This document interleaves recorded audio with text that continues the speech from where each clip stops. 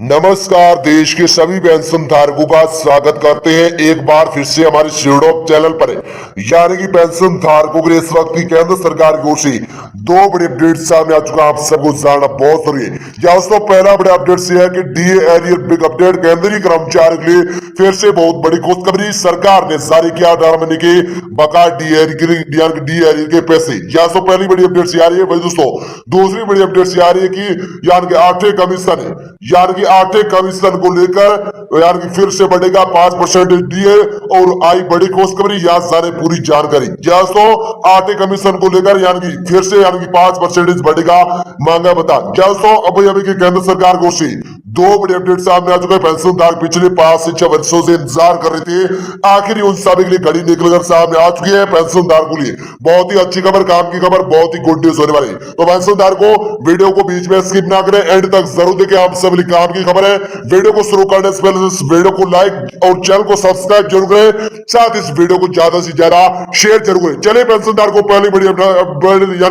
Update समय आप सभी के 18 महीने के बकाया डीए को लेकर करते हैं।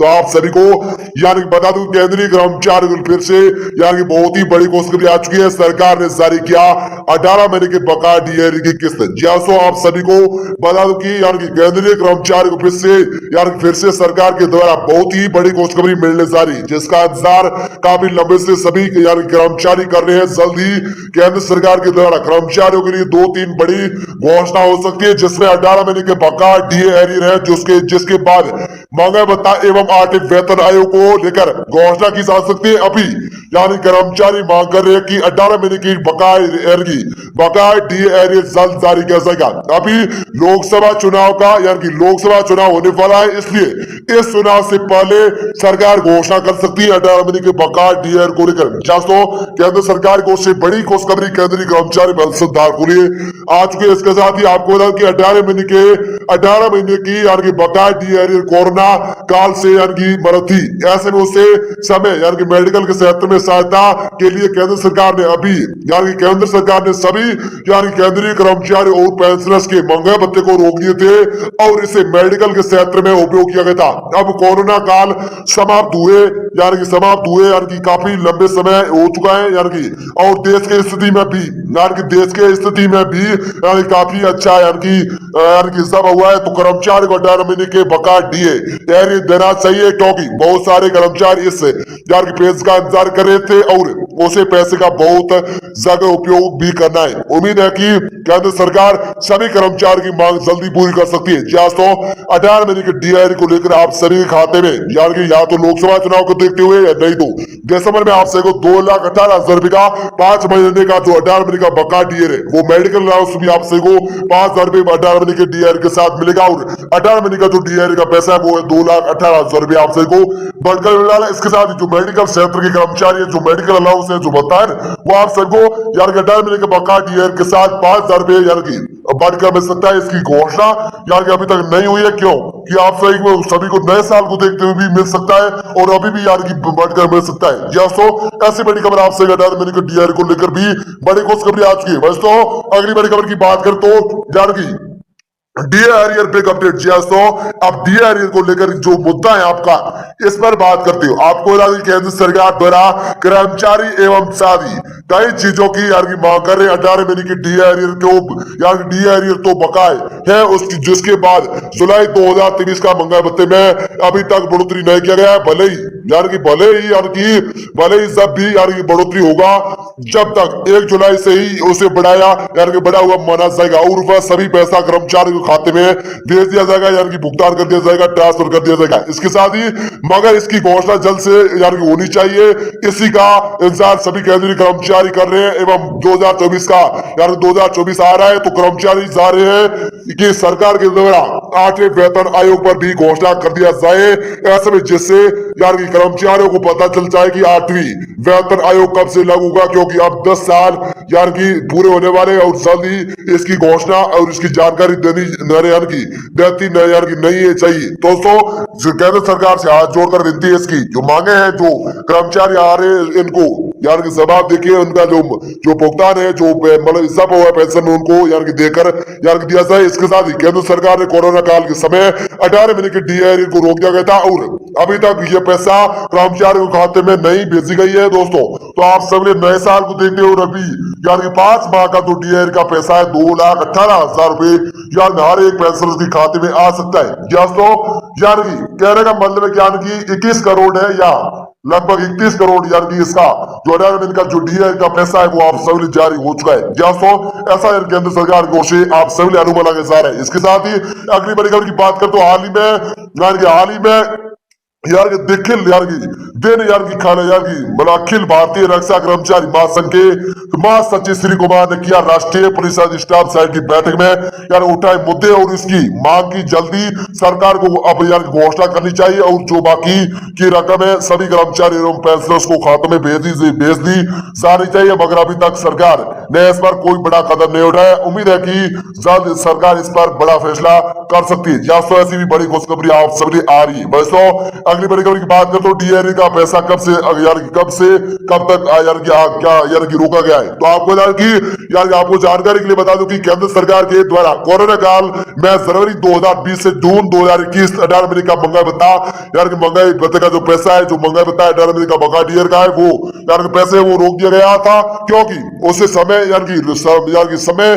सरकार को लगा कि आर्थिक स्थिति को यार सुधारने के लिए अभी तक कुछ पैसे की जरूरत है और ये पैसे हम कर्मचारी के महंगाई भत्ता यार की रोक कर पूरा कर सकते हैं। जो यार उसे समय ऐसा किया यार की तो उसे यार की समय ऐसा किया गया है। सही बात है कि देश हित के लिए ऐसा होना चाहिए। इसलिए यार की जो 18 महीने का जो डीए था इसमें कोरोना काल के जो पैसे जो रोक ली थे पेंशनदार को ली। इसके साथ ही अगली बड़ी खबर की बात करें तो यार की मगर सरकार को ये भी सोचना चाहिए कि जब मतलब कंडीशन ठीक हो या यानी कि ठीक मतलब हो गया तो बताए कि रकम सभी कर्मचारी के खाते में भेज देनी चाहिए, क्योंकि काफी लंबा समय हो गया है और अभी तक 18 महीने के बकाये महंगाई भत्ता का पैसा नहीं दिया गया है। उम्मीद है कि मतलब सरकार इस पर यानी अमल करेगी और यानी अमल मतलब यार की मंथन करेगी और यार की लोकसभा चुनाव से पहले इस पर यार की घोषणा कर सकती है, जिससे कर्मचारी पेंशनर्स एवं उनके परिवार वाले काफी यार खुश होगी। ऐसी भी बड़ी खुशखबरी आज की। दोस्तों अगली बड़ी खबर की बात करते हो 18 महीने के डीए कब तक यार की मिलेगा आपको। तो आपको बता अभी कुछ नहीं कहा जा सकता है कि सरकार 18 महीने के बकाया डीए कब तक देगी, मगर ऐसा जरूर कहा जा रहा है कि ये पैसा सभी केंद्रीय कर्मचारी पेंशनर्स को मिलेगा, लेकिन देश से ही मतलब मिलेगा, लेकिन मिलेगा जरूर मगर जरूर मिलेगा उनको।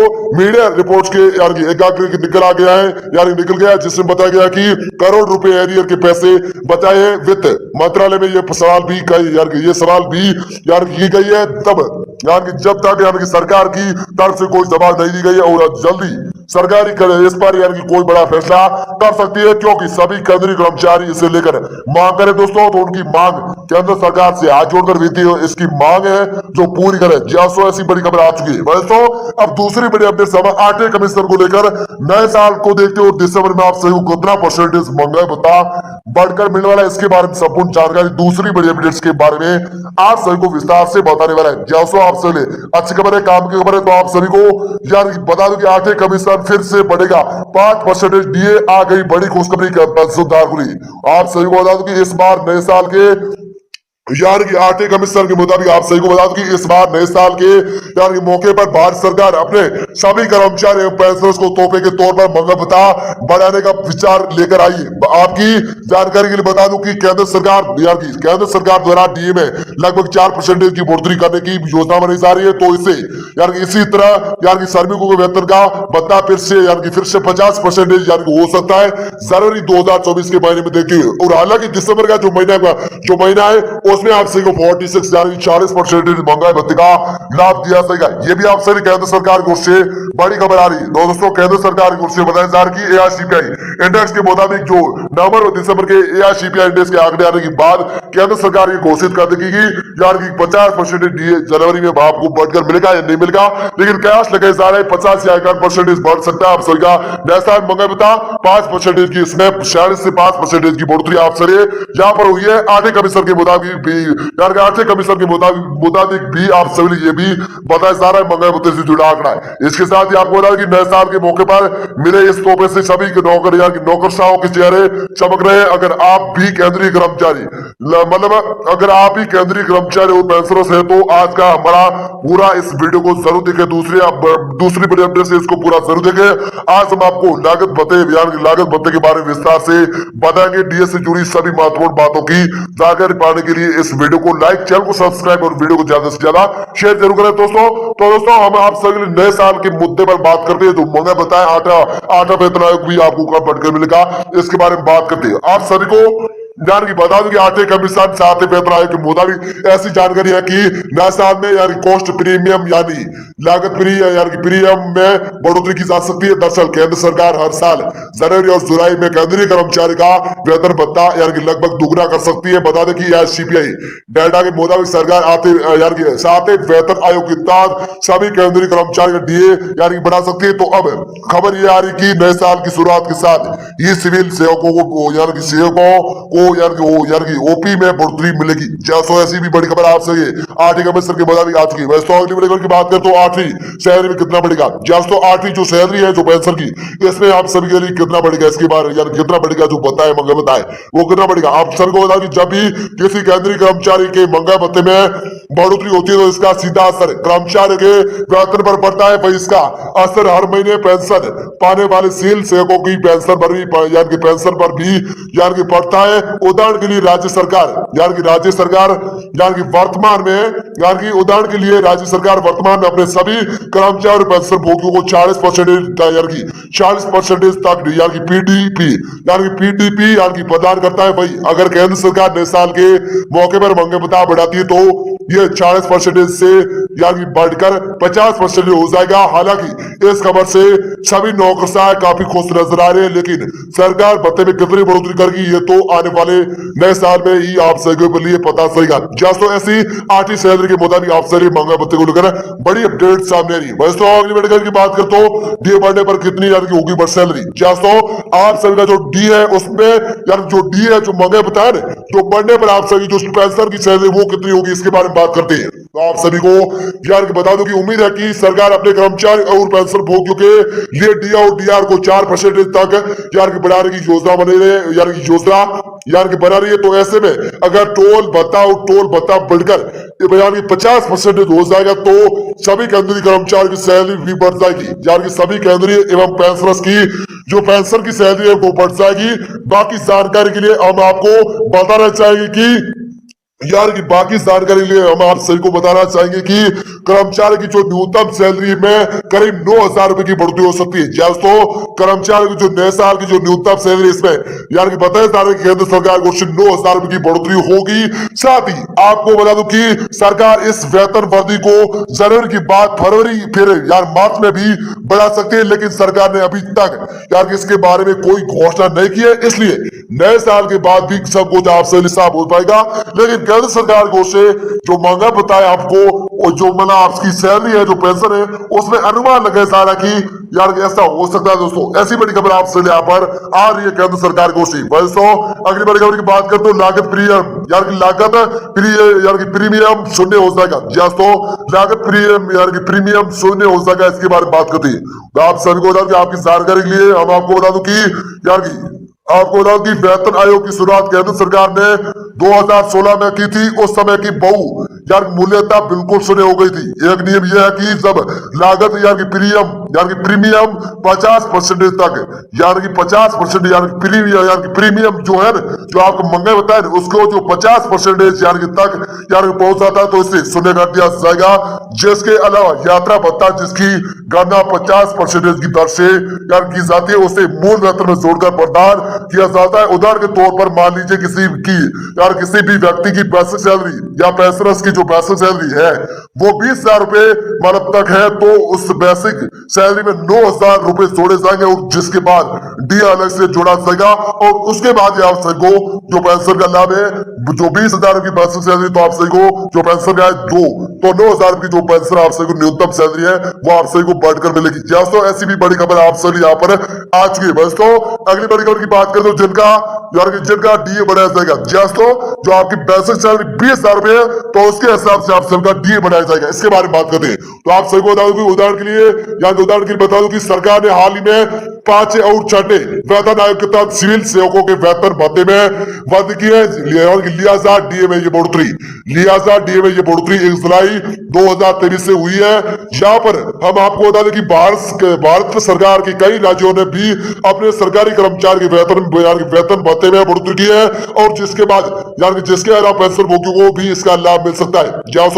ऐसी भी बड़ी खबर आ रही है। इसके साथ अगली बड़ी खबर की बात करें तो आज के आर्टिकल में मैंने आप सभी को 8वें वेतन आयोग की खबर के बारे में बताया। इस लेख में हमने विस्तार से आपको बताया कि केंद्र सरकार अपने कर्मचारियों को महंगा भत्ता देने जा रही है।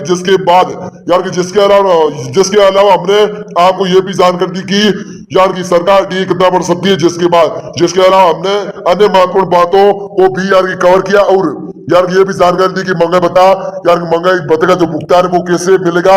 खैर नए साल में अभी अभी वक्त है तब पता चलेगा कि सरकार क्या फैसला लेगी। यदि आपके पास आर्थिक सुलभ समाचार के बारे में कोई प्रश्न है या चिंता है तो हमें आप कमेंट करके जरूर बताएं और हम आपके लिए नए वीडियो यहाँ पर 18 महीने के डीए से जुड़े एक बार फिर से ला सकते हैं। दोस्तों तो आपके मन में कोई सवाल है तो हमें कमेंट करके जरूर बताएं।